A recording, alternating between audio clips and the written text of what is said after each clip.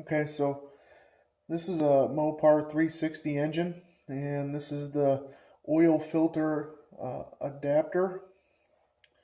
And I looked on the internet for all kinds of time trying to find out how to change this and replace it. And I see there's a lot of people that don't know how to do it. And I really didn't know how to do it either. I didn't even know the gasket was supposed to be back there. That's why there's a bucket of oil underneath the engine. I don't feel embarrassed about that because it seems like nobody else knows either. So what I did was I went out and I bought an oil filter adapter gasket. It's the right kind for this engine. And I am going to install it. But the first thing you have to do is, of course, remove your oil filter. And then you have this bolt nut that goes in here and holds this inside. And then, of course, you have a clean flush surface here and a clean flush surface here. They both need to be extremely clean and smooth. Make sure they're clean and smooth and there's no old gasket left on there.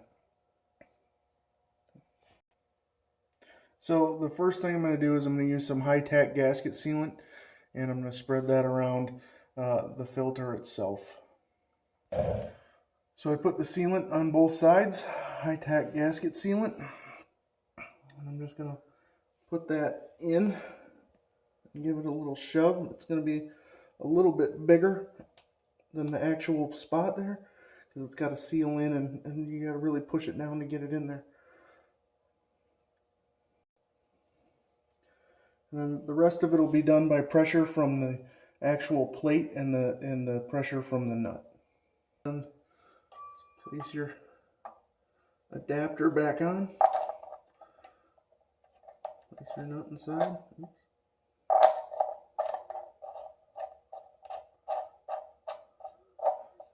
Get that finger tight, and then we'll go to a ratchet.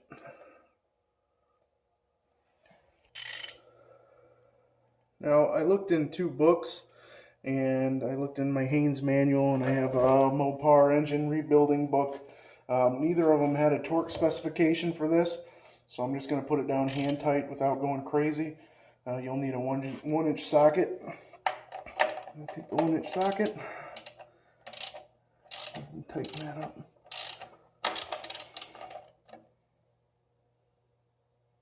That should probably be good enough right about there. Now that it's tightened down, put my filter back on. It's nice and soaked with oil.